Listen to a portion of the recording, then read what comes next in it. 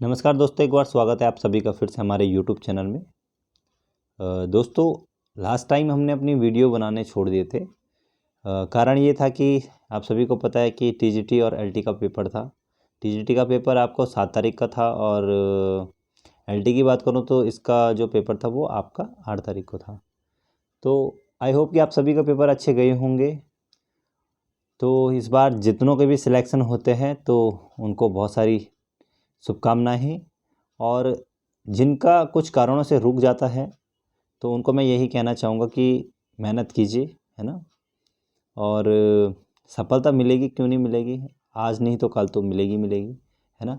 और उनमें मैं भी हूँ। अगर होता है तो अच्छी बात है, नहीं होगा तो हम मेहनत करेंगे और अगली बार का जो सिलेक्शन है उसको करके रहेंगे, है ना। जो भी मेहनत करेंगे हम वो ईमानदारी से करेंगे। और इस टाइम हमने भी ईमानदारी से मेहनत की थी, है ना।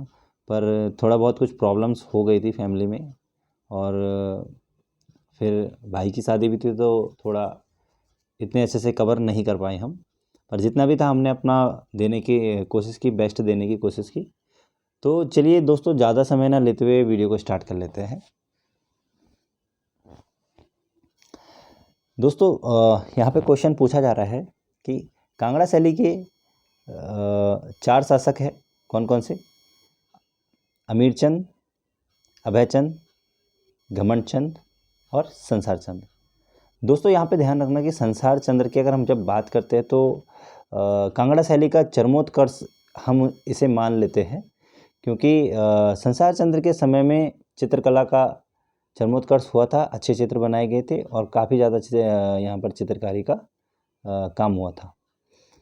कांगड़ा शैली की बात करें यहाँ पे तो यहाँ पर चित्रों का विषय है रागमाला, कृष्ण लीला, नायक नायिका। तो कांगड़ा शैली में कृष्ण भगवान जी से संबंधित बहुत सारे चित्र बनाए गए, रागमाला के चित्र बनाए गए और नायक नायिका के चित्र बनाए गए थे। नेक्स्ट क्वेश्चन देखिए, नव बंगाल शैली की देन है, तो भाई यहाँ पे नंदलाल बोस सही हो जाएगा, क्योंकि नंदलाल बोस ने भी काफ़ी अच्छा काम किया है आपके बंगाल शैली में। तो पहले तो आपके अविंद्रनाथ टैगोर हो जाते हैं बंगाल शैली के कलाकार, है ना, संस्थापक जिन्हें हम कहेंगे, और उन्हीं के शिष्य है नंदलाल बोस। इनका जन्म आपका 1882 ईस्वी में हुआ था, ठीक है, 1882 में हुआ था। नेक्स्ट क्वेश्चन देखिए क्या पूछ रहा है यहाँ पे, कामसूत्र सही समय तो 600 ईस्वी पूर्व। इसके साथ मैं आपको बता दूँ भरत मुनि का नाट्य शास्त्र है, तो नाट्य शास्त्र का जो समय है वह आपका प्रथम शताब्दी ईस्वी पूर्व, प्रथम शताब्दी ईस्वी। तो प्रथम शताब्दी ईस्वी पूर्व हो जाता है इसका समय कामसूत्र का। नेक्स्ट क्वेश्चन है हमारा, अवलोकितेश्वर अजंता की किस गुफा में है?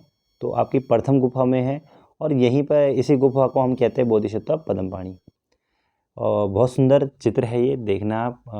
पद्मपाणि जो है उसके हाथ में कमल है। इसी के साथ हम नेक्स्ट क्वेश्चन की बात करें तो यहाँ पर यहाँ पे बताया जा रहा है कि पुरी, क्या पूछा जा रहा है, पुरी का जगन्नाथ मंदिर किसको समर्पित है?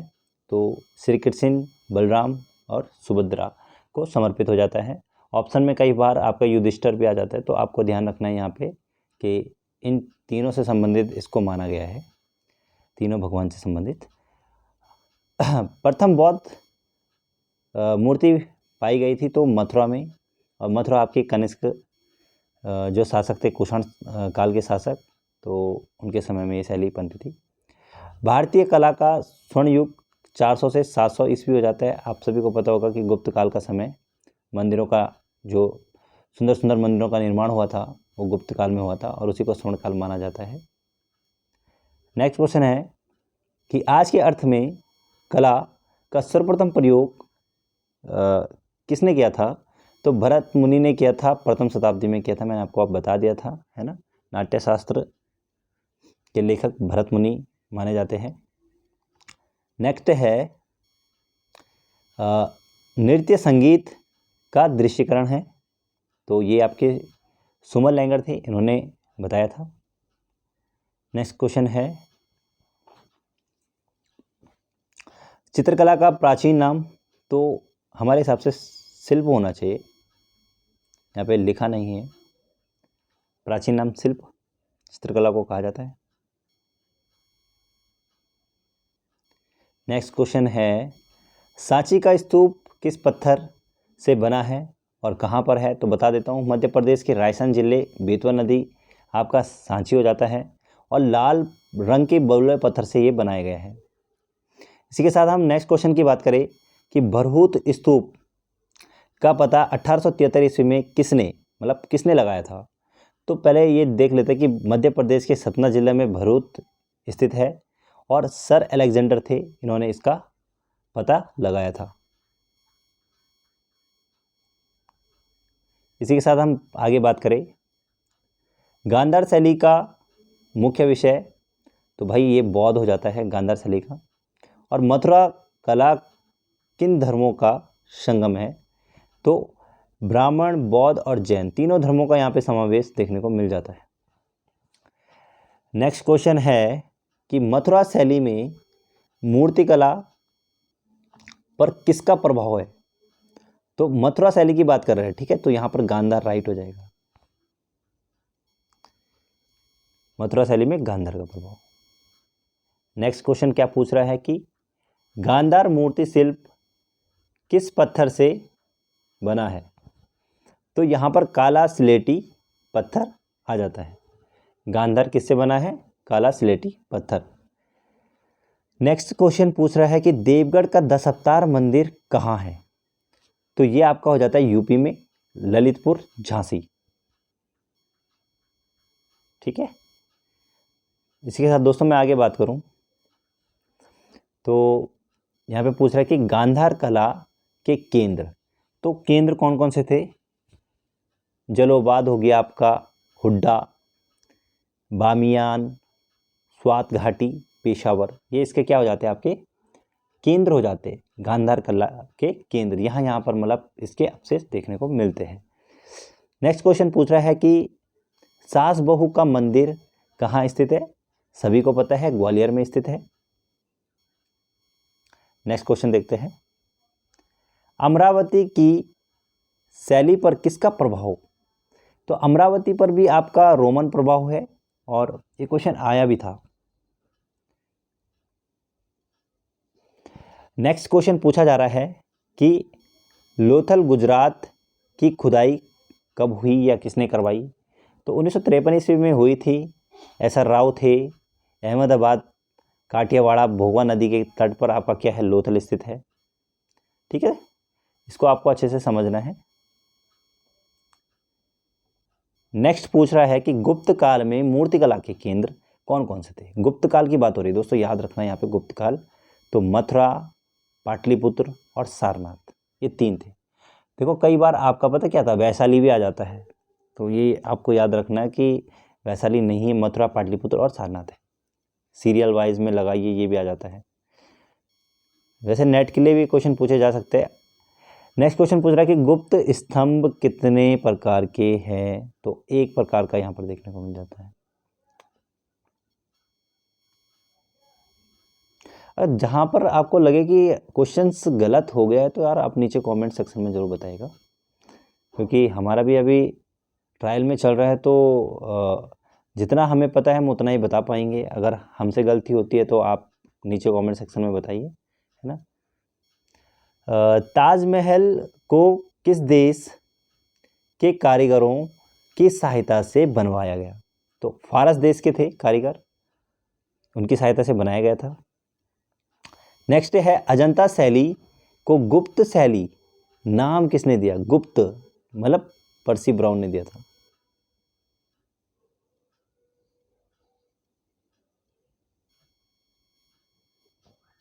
दोस्तों मुझे यहाँ पे मिस्टेक लग रही है, मुझे ऐसा लग रहा है कि पारसी ब्राउन नहीं होंगे, राय किशन दास होंगे। ये मिस्टेक हुई है यहाँ पे, आप एक बार चेक करके ज़रूर बताएगा मुझे, थोड़ा मुझे ध्यान नहीं आ पा रहा। मुझे लग रहा है कि राय किशन दास ही होने चाहिए इसके। पर्सी ब्राउन की बात करूँ मैं, और अजंता शैली को बौद्ध शैली शायद पर्सी ब्राउन ने कहा होगा। चलिए एक बार इस क्वेश्चन को मेरे को नीचे जरूर बताइएगा कमेंट सेक्शन में। नेक्स्ट क्वेश्चन देखते हैं।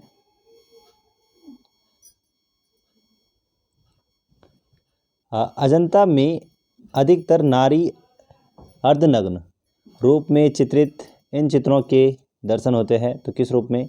शालीनता के रूप में। नेक्स्ट क्वेश्चन है, अजंता चित्रों में रेखाएं या रेखाओं का बात करें हम तो किस प्रकार से है? प्रभामय रेखाएं यहाँ पर देखने को मिलती है। नेक्स्ट है, अभ्रंश शैली में किस प्रकार का रंग? तो यहाँ पर आपको सुनहरे रंग देखने को मिलेंगे।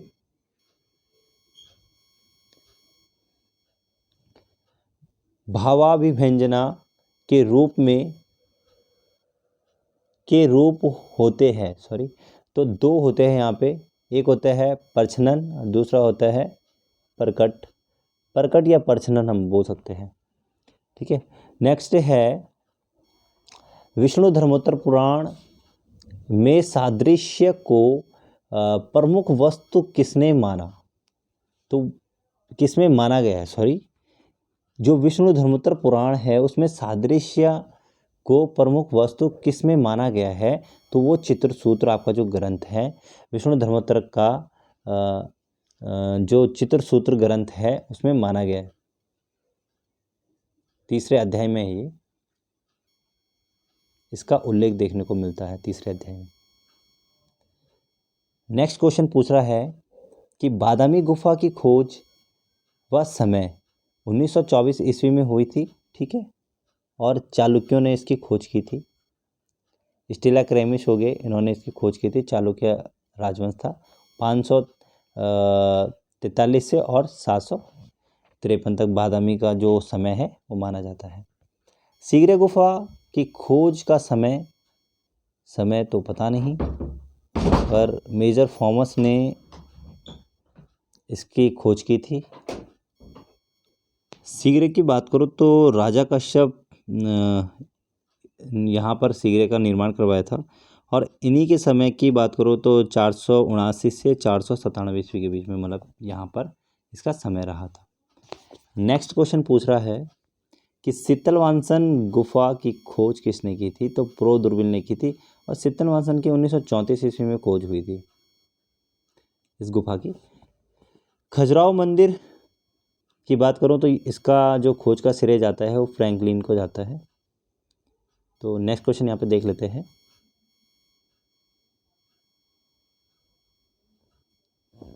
लोक कला की खोज किसने की थी? जोसेफ थे, उन्होंने की थी।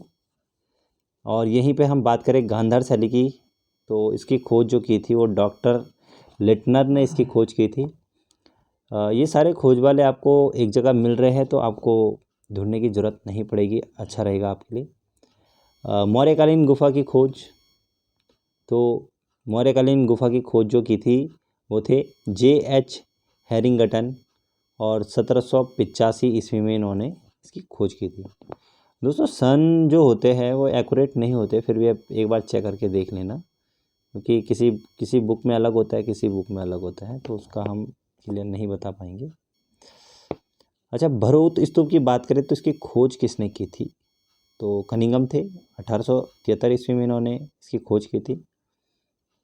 कनिंघम पुरातात्विक विभाग के अध्यक्ष थे। और अगर हम बात करें तो इन्होंने सिंधु घाटी सभ्यता में भी यहाँ पर अपना योगदान दिया था।